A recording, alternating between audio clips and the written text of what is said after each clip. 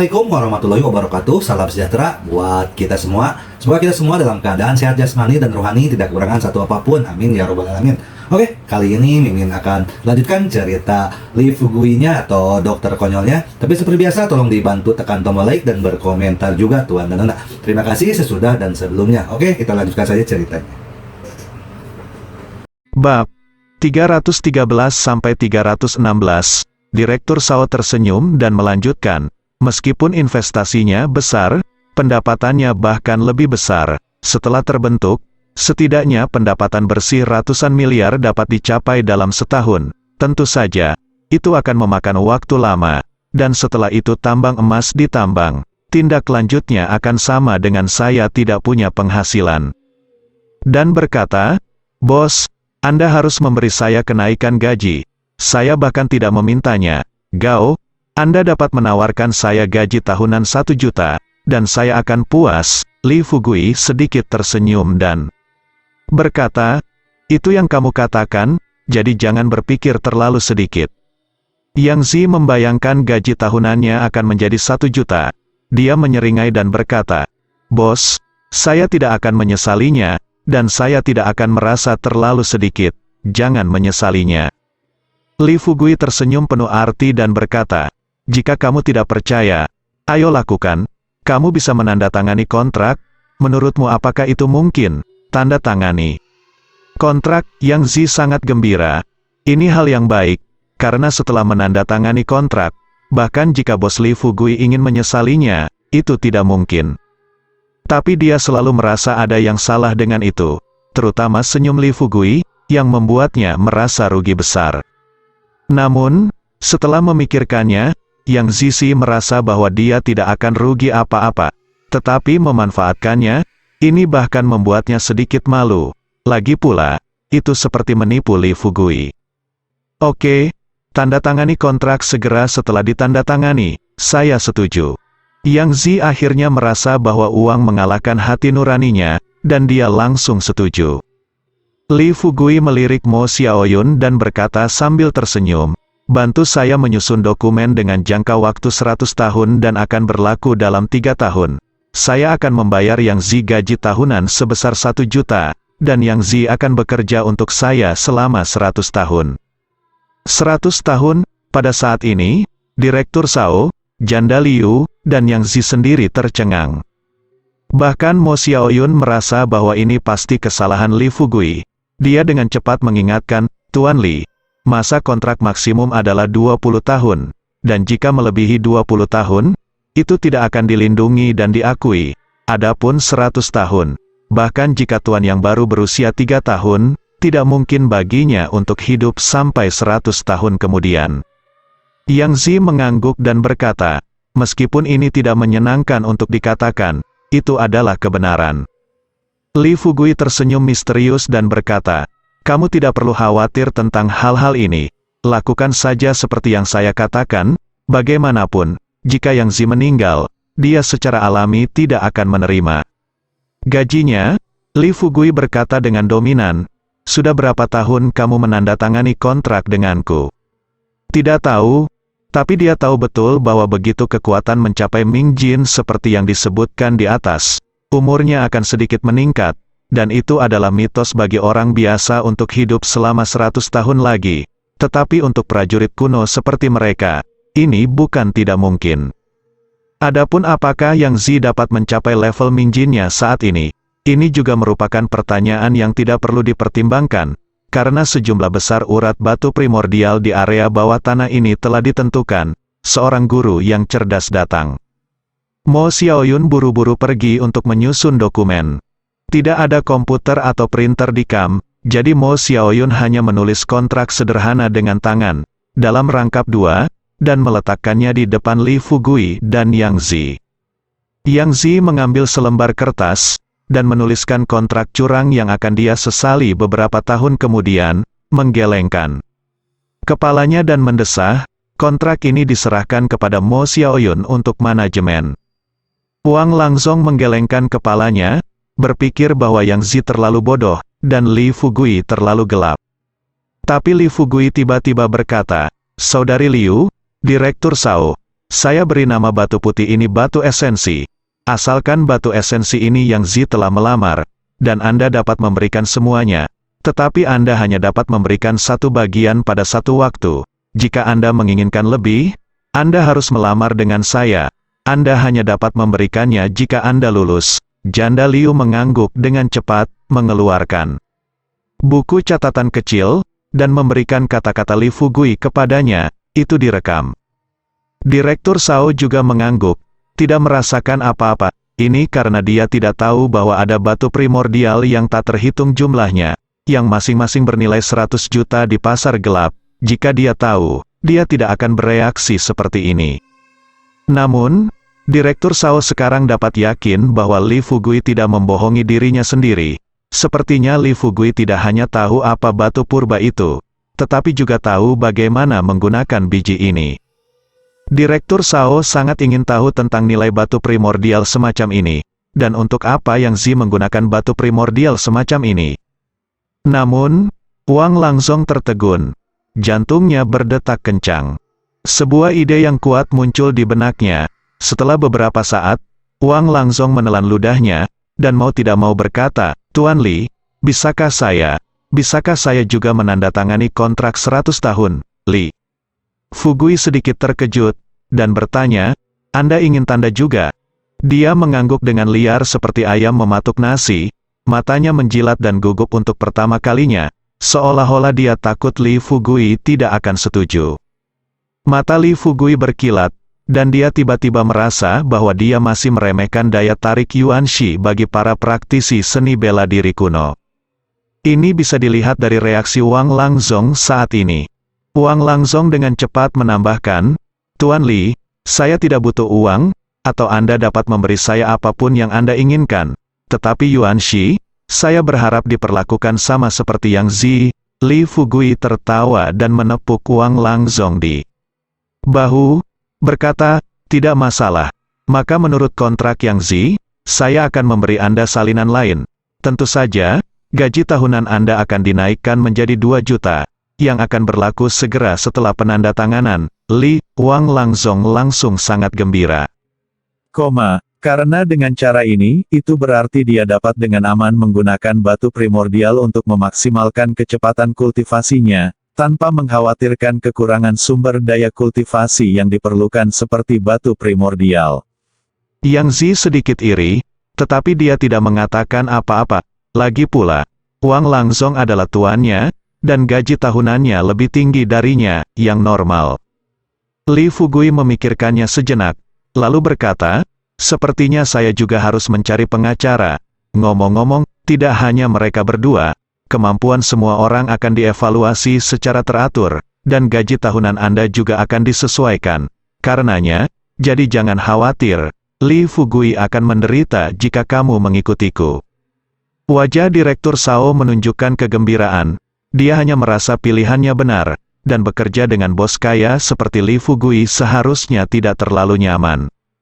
Janda Liu dan Mo Xiaoyun, yang membuat kontrak di tempat, tidak merasa banyak. Lagi pula, mereka sangat mengenal karakter Li Fugui. Yang pertama tidak peduli dengan uang sama sekali, dan sekarang dia puas dengan makanan, minum dan status. Yang terakhir tahu bahwa Li Fugui tidak akan memperlakukan siapapun dengan buruk. "Bawa aku untuk melihat batu purba yang telah ditambang." Setelah melihat emasnya, Li Fugui memerintahkan lagi. Direktur Sao dan Janda Liu membawa semua orang ke rumah lain dibandingkan dengan rumah tempat penyimpanan emas. Rumah ini jauh lebih sederhana dalam hal keamanan dan tata letak. Ada tumpukan batu purba di dalamnya, dan batu purba yang putih dan bening dilemparkan begitu saja, dan tidak ada pekerja yang mencuri barang seperti itu. Lagi pula mereka mengira ini adalah biji biasa, yang sama sekali tidak berharga. Li Fugui berjalan mendekat dengan mata penuh semangat, lalu mengambil 2 yuan dan meletakkannya di tangan Yang Zi, lalu mengambil 3 yuan lagi dan menyerahkannya kepada Wang Langzong. Kilatan kegembiraan melintas di mata Wang Langzong, dan setelah menerimanya, dia dengan cepat berkata, "Terima kasih, Tuan Li." Li Fugui berkata sambil tersenyum, "Anda tidak perlu berterima kasih kepada saya, ini yang pantas Anda terima." dan sekarang kamu adalah karyawanku. Aku, Li Fugui, orang kaya memperlakukan orangnya sendiri sehangat musim semi. Baru saja, Wang Langzong juga menandatangani dokumen tulisan tangan, menilai dari perawatan saat ini, dia merasa bahwa dia adalah keputusan bijak untuk menandatangani kontrak itu. Li Fugui mengeluarkan tas lain dan mengisinya dengan sekantong batu primordial. Diperkirakan ada ratusan batu primordial. Batu primordial tidak ringan, tetapi begitu banyak batu primordial seringan catkin di punggung Li Fugui, dan mereka belum menjadi beban sama sekali. Saat Li Fugui tumbuh, kekuatannya juga menjadi semakin kuat. Sebelum pergi, Li Fugui berkata, batu emas sama pentingnya dengan emas, dan dalam hal prioritas, Yuanxi lebih tinggi dari emas. Oleh karena itu, pelestarian Yuanxi dan tingkat kerahasiaannya harus ditingkatkan. Janda Liu, Mo Xiao, Yun, Direktur Sao, Yang Zi, dan Wang Langzong semuanya mengangguk. Li Rencai, yang tidak dapat campur tangan, berkata dengan lantang, Tuan Li, jangan khawatir, saya pasti akan melindungi properti perusahaan kami 24 jam sehari, dan tidak akan pernah membiarkan orang-orang nakal itu mengambil keuntungan darinya. Li Fugui tersenyum dan memuji beberapa patah kata. Akhirnya Li Fugui meninggalkan kamp sendirian. Sekarang masalah di sini telah diselesaikan. Li Fugui akan disibukkan dengan urusan perusahaan bahan obat selanjutnya. Setengah jam kemudian, Li Fugui kembali ke desa Xiaoxi. Sudah larut malam, Li Fugui memindahkan Yuanxi yang dia bawa kembali ke kamarnya, dan setelah mandi, dia tertidur lelap. Keesokan harinya, setelah Li Fugui bangun, dia lari ke komite desa. Dia sudah lama tidak bertemu dengan kepala desa Bailin.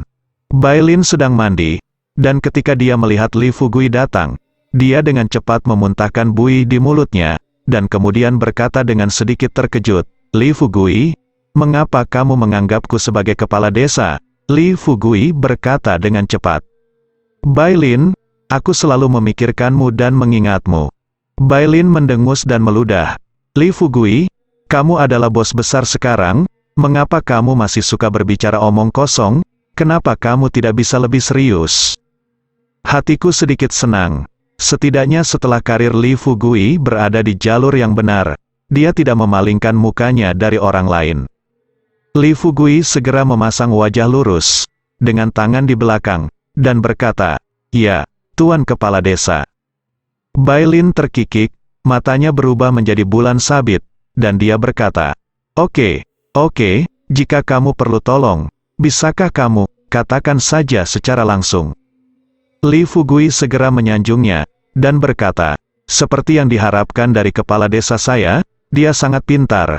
Saya benar-benar memiliki satu hal yang saya ingin Anda bantu hari ini. Katakan, jangan berputar-putar. Bailin memelototi Li Fugui. Li Fugui menyeringai dan berkata, aku ingin menjadi kepala desa. Bailin sedikit mengernyit, dan berkata, Li Fugui, apa maksudmu? Kamu adalah kepala desa, apakah kamu ingin mengusirku, Li? Fugui mengangguk dan berkata, kamu tidak bisa mengatakan itu. Tetapi jika aku menjadi kepala desa, kamu harus pergi. Hati Bailin tenggelam, dia menggigit bibirnya dan berkata, Li Fugui, apakah kamu sangat membenciku? Melihat Bailin benar-benar marah, Li Fugui dengan cepat menggelengkan kepalanya dan berkata, Bailin, kamu salah paham, aku akan memberimu promosi. Bailin kemudian berubah dari kemarahan menjadi kegembiraan, tetapi kemudian mencibir dan berkata, Li Fugui, ada apa denganmu hari ini? Kamu bilang akan memberiku promosi, bagaimana Anda bisa mempromosikan kepala desa besar seperti saya? Li Fugui berkata dengan misterius, Bailin, jangan khawatir tentang itu.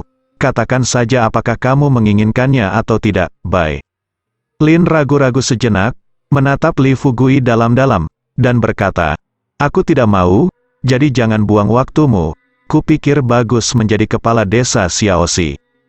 Setelah jeda, Bailin berkata lagi, tentu saja, jika Anda benar-benar tidak sabar dengan saya dan merasa bahwa saya menghalangi Anda, jangan khawatir, saya akan pergi, Li. Fugui tersenyum pahit dan berkata, Bailin, Maksudku bukan itu. Selain itu, percuma saja kau menolak masalah ini. Aku hanya ingin mempromosikanmu, bye. Lin tertawa marah, dan berkata, kamu hanya suka berbicara omong kosong, bukan? Lalu katakan padaku, bagaimana kamu mempromosikanku? Bagaimana jika saya tidak mau, bisakah kau tetap mengikatku? Li Fugui tersenyum dan berkata, jika kamu ingin mengetahui metodeku, ikutlah denganku. Hari ini, aku, Li Fugui, akan membiarkanmu melihat apa itu promosi paksa. Ketika Bailin mendengar kata-kata mendominasi Li Fugui, dia benar-benar penasaran. Lagi pula, saya sudah mengenal Li Fugui begitu lama, dan Bailin juga tahu bahwa Li Fugui bukanlah tipe orang yang hanya membicarakannya. Jika Li Fugui berkata demikian, berarti Li Fugui benar-benar punya jalan.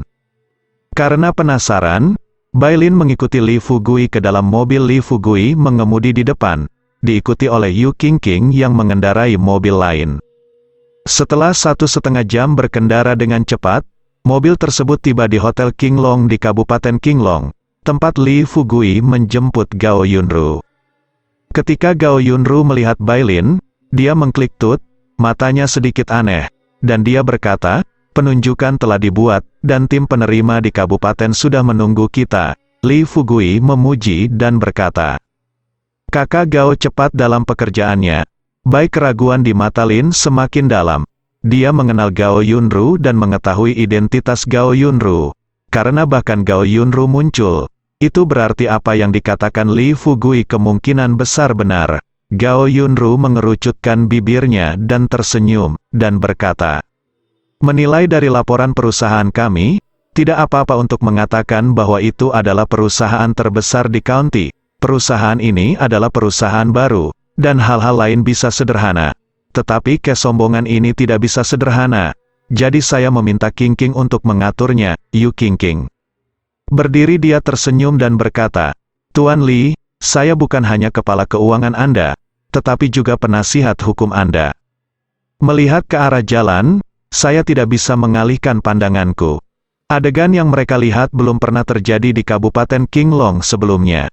Hari ini adalah hari terakhir bulan Juli, dan babak baru akan ditambahkan hari ini. Semoga saudara-saudara sehat dan semua yang terbaik di bulan Agustus yang baru. Di tengah jalan, lebih dari 10 kendaraan komersial Audi melaju ke arah sini dengan tertib. Ini, Li Fugui belum pernah melihat pemandangan seperti itu sebelumnya. Matanya dipenuhi dengan keheranan, dan dia agak menebak apa pengaturan Gao Yunru.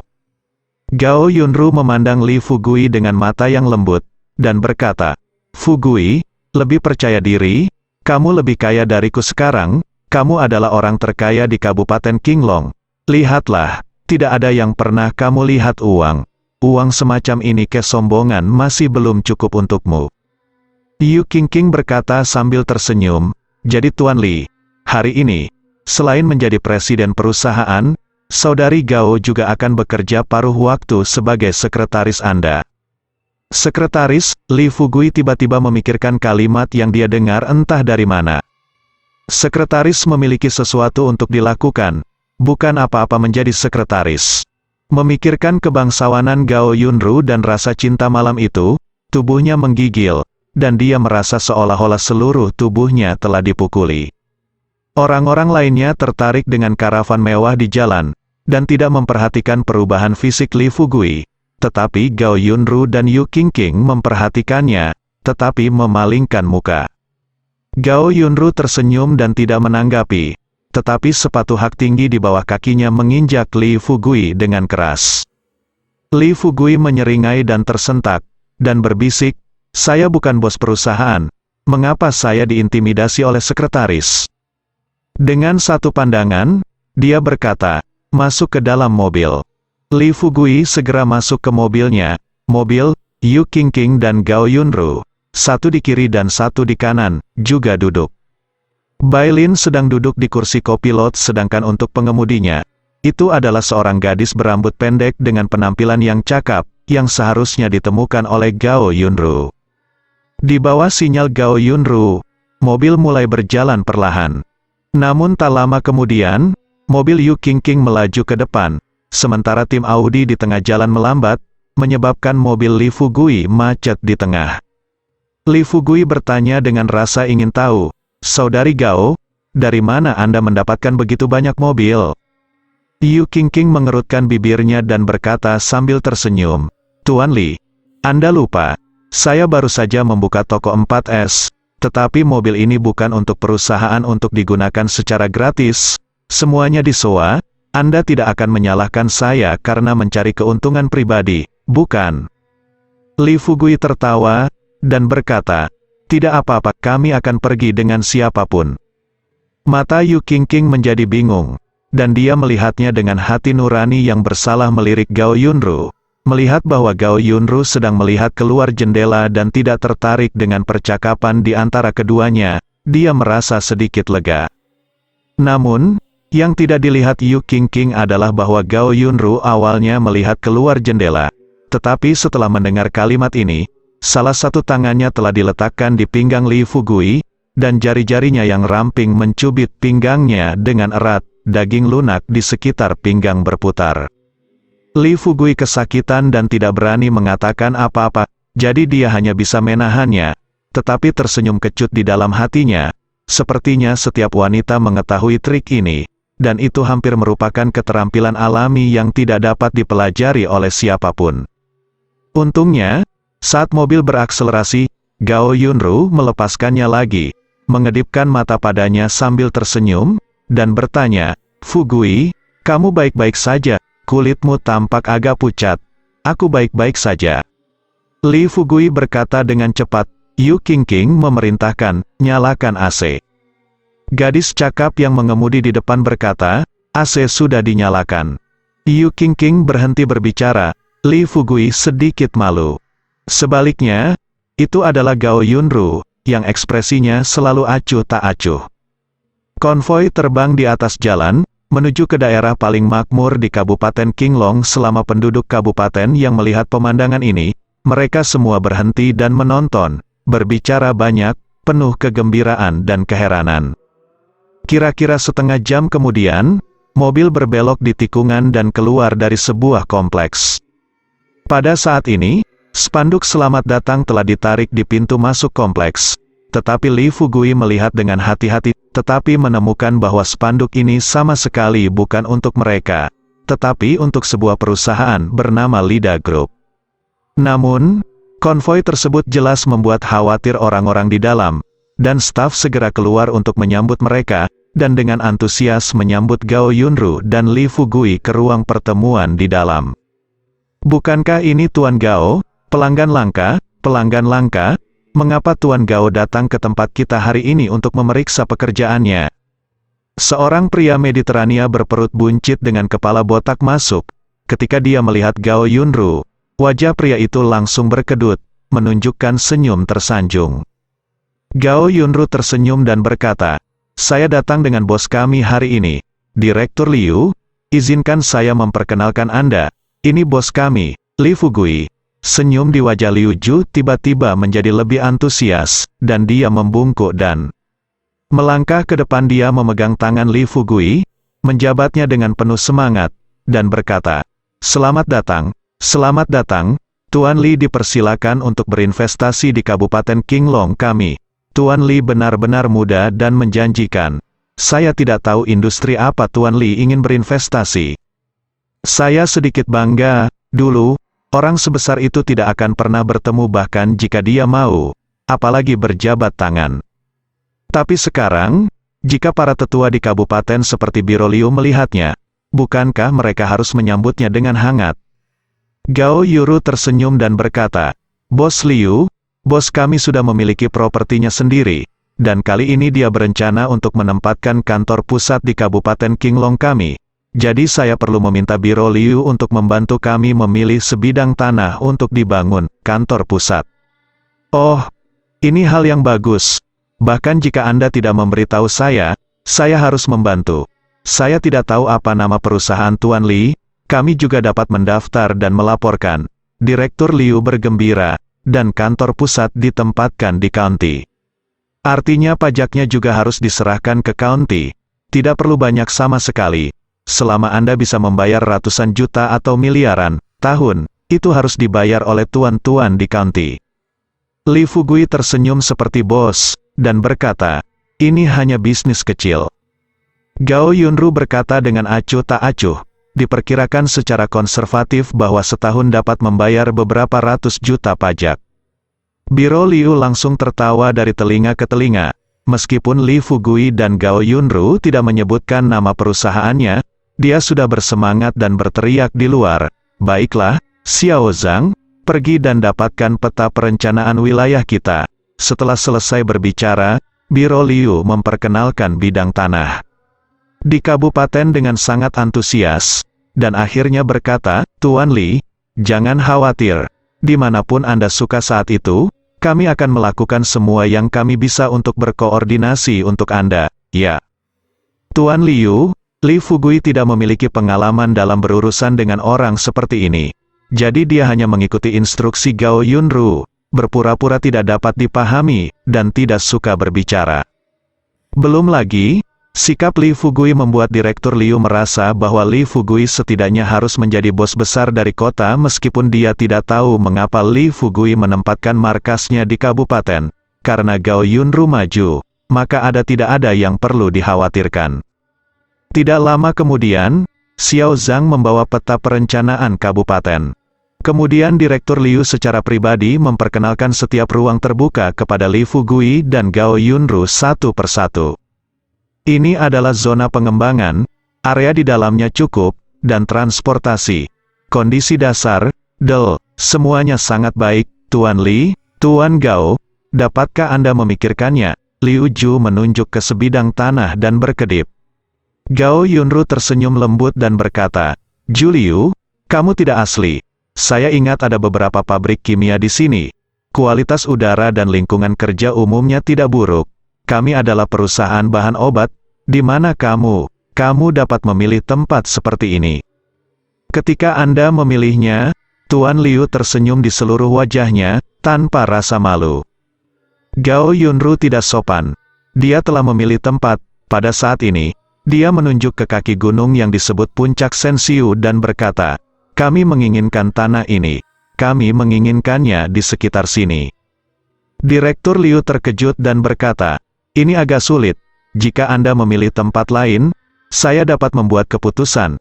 Tetapi tempat ini tidak jauh dari tempat pemandangan. Tetapi tanah yang sangat populer. Gao Yunru berkata sambil tersenyum, Biro Liu, jika kita dapat menjamin bahwa dalam 3 tahun ke depan, pembayaran pajak tahunan akan mencapai setidaknya 1 miliar, mata biro. Liu penuh cahaya, segera berkata, Tuan Liu, Anda sudah mengatakan ini, jika saya masih menyembunyikannya, saya tidak asli, saya bisa, Ju Liu. Tepat ketika Direktur Liu akan setuju ketika dia turun, Xiao Zhang di sebelahnya tiba-tiba berteriak.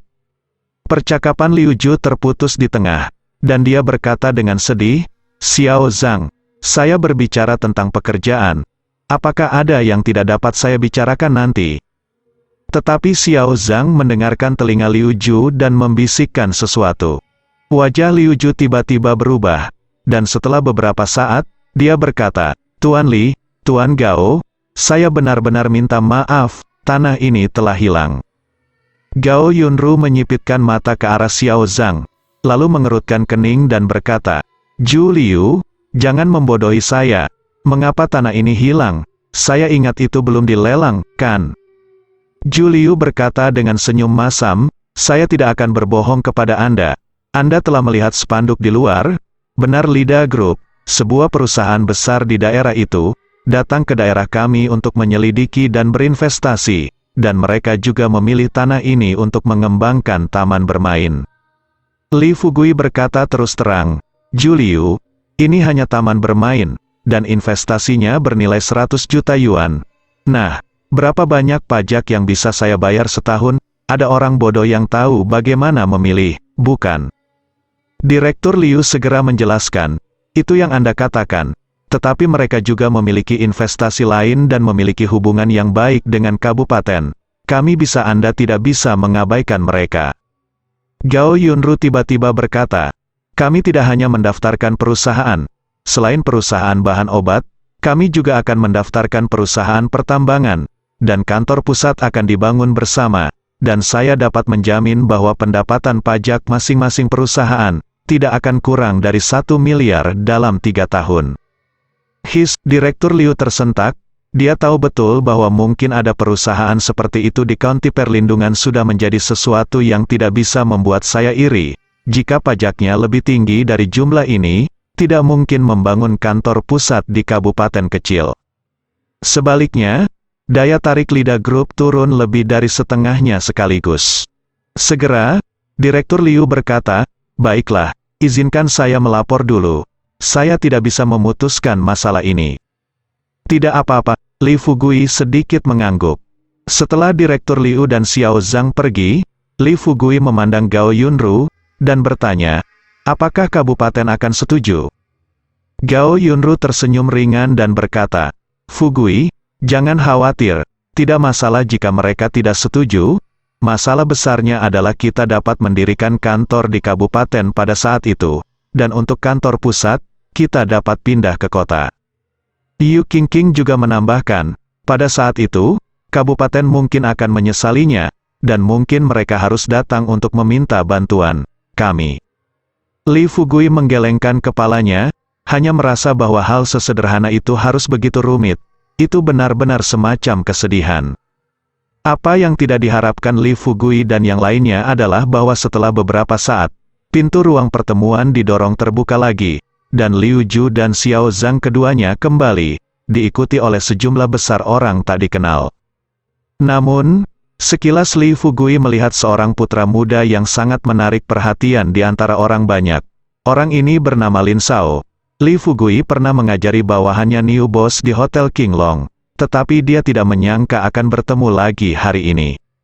Seperti yang diharapkan oleh Li Fugui, Bos New mengikuti Tuan Muda Lin dengan keangkuhan. "Tuan Li, Tuan Gao, izinkan saya memperkenalkan Anda, ini adalah..." Direktur Liu menyeka keringat dari alisnya, dan ingin memperkenalkan sesuatu. Tetapi Tuan Muda Lin melambaikan tangannya dan berkata, "Tidak perlu perkenalkan, kita saling kenal."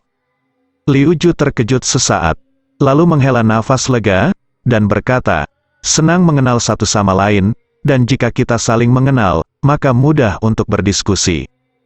Lin Shao melirik Li Fugui ke samping, lalu matanya tertuju pada Gao Yunru, dan dia berkata, "Saudari Gao, jika saya menebak dengan benar, perusahaan itu milik Anda, dan tanah di puncak Sensiu adalah kesukaan saya, Anda dapat memberikannya kepada saya, dan kondisinya terbuka." Gao Yunru berkata dengan acuh tak acuh, "Xiao Lin, Anda salah menebak tentang masalah ini. Saya juga bekerja untuk Tuan Li sekarang, dan apakah akan menyerahkan tanah itu tergantung pada keinginan Tuan Li." Fugui dia tidak berniat untuk menyerah pada awalnya, tetapi ketika dia melihat Tuan Muda Lin ini yang menyeret 2,58 juta, dia menggelengkan kepalanya dan berkata, "Tidak, saya juga tertarik dengan sebidang tanah ini." Ekspresi Tuan Muda Lin menjadi gelap, dan dia berkata, "Tuan Li, kami tidak saling mengenal tentang apa yang terjadi terakhir kali. Bagaimana dengan ini? Berapa nilai perusahaan Anda, dan saya akan membelinya." Ingin membelinya? Li Fugui tersenyum. Ini bukan pertama kalinya dia mengalami hal seperti itu, dan seseorang ingin membeli perusahaannya. Memikirkan apa yang dikatakan Zheng Lizong terakhir kali, Li Fugui menantikan apa yang akan terjadi pada Tuan Muda Lin ini. Bos Niu memarahi, "Li Fugui, apa yang kamu pura-pura? Kami Lin Shaoqiong hanya punya uang tersisa. Itu bukan sesuatu yang buruk seperti yang bisa kamu tebak. Kamu hanya menanyakan harga 100 miliar, Li Fugui berkata tanpa berpikir. "Apa, kamu tidak bercanda, kan?" Bos Niu tertawa marah, berpikir bahwa Li Fugui ini benar-benar idiot, berani berbicara omong kosong seperti itu di depan Tuan Muda Lin. Li Fugui mengangguk dan berkata dengan serius, "Kamu benar." Bersambung.